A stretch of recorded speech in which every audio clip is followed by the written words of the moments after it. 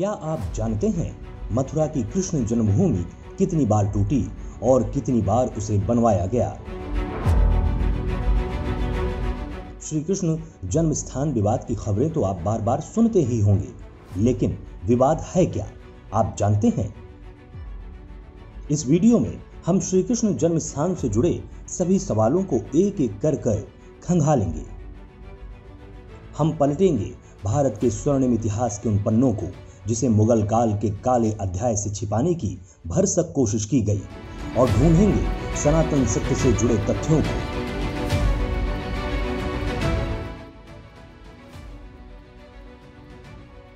कृष्ण जन्मभूमि मंदिर विवाद को लेकर निचली अदालत में अभी 20 से ज्यादा याचिकाएं लंबित हैं। याचिका में मंदिर और मस्जिद के अस्तित्व को लेकर पुरातात्विक सर्वे कराने की मांग की गई है। साथ ही परिसर के लगभग 13.37 एकड़ जमीन हिंदुओं को सौंपने की भी मांग की गई है। याचिकाकर्ता का कहना है कि 1968 में ट्रस्ट और ईदगाह मस्जिद के बीच एक समझौता हुआ था। ये समझौता अवैध है। अब आइए एक एक करके सभी परतों को हम खोलते हैं और जानते हैं कि क्या है समझौता और क्यों ये अवैध है।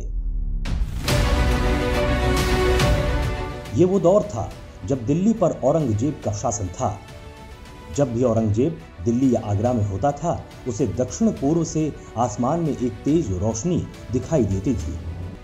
जब उसे पता चला कि ये रोशनी वृंदावन स्थित भगवान श्री कृष्ण जन्मभूमि पर बने भव्य मंदिर से आती है, तो 1669 में उसे नष्ट करने के लिए औरंगजेब ने अपनी सेना भेजी और मंदिर के शीर्ष शिखर को गुंबदनुमा बनवाकर उसे मस्जिद का रूप दिया गया।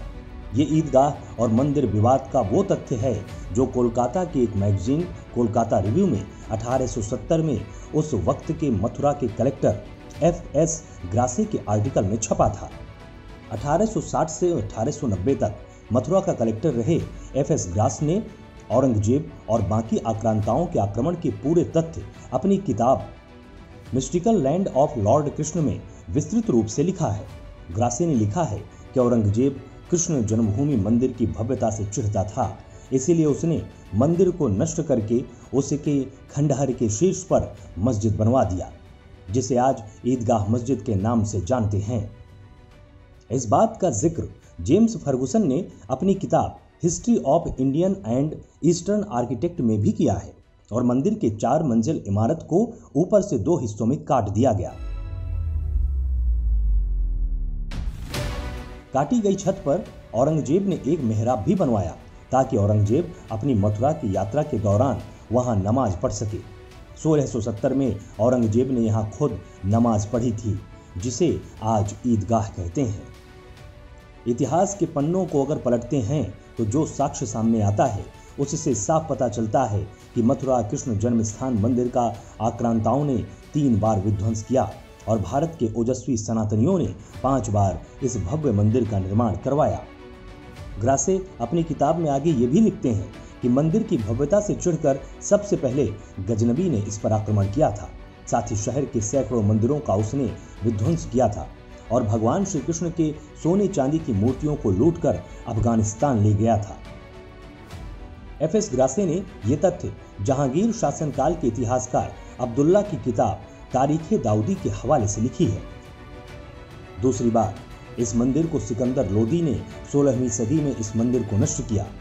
ग्रासे तारीखे दाऊदी के हवाले से लिखते हैं कि लोदी ने हिंदुओं का नदी में स्नान करने और सिर मुंडवाने पर भी प्रतिबंध लगा दिया था। तीसरी बार इस मंदिर को औरंगजेब ने तोड़वाकर ईदगाह मस्जिद बनवाई थी। औरंगजेब के इस घिनौने कृत्य का विवरण साकी मुस्तद खान की किताब मासिरे आलमगीरी में भी मिलता है। मंदिर बनवाने की अगर बात करें तो सबसे पहले कृष्ण के प्रपौत्र ब्रजनाभ ने 6ठी शताब्दी ईसा पूर्व में यहाँ मंदिर बनवाया था। दूसरी बार गुप्त सम्राट चंद्रगुप्त विक्रमादित्य ने 400वीं ईस्वी में इसे बनवाया था। श्री कृष्ण जन्मभूमि से मिले संस्कृत में लिखे एक शिलालेख के अनुसार 1150 ईस्वी में जज्ज नामक व्यक्ति ने यहाँ तीसरी बार एक भव्य मंदिर का निर्माण कराया था, तो चौथी बार 1590 में जयपुर के राजा मानसिंह ने मथुरा में भव्य मंदिर का निर्माण करवाया। वर्तमान में श्री कृष्ण जन्मभूमि पर बने केशव देव मंदिर को रामकृष्ण डालमिया ने बनवाया था। 1770 में इस पवित्र भूमि पर मराठाओं का भी शासन रहा है।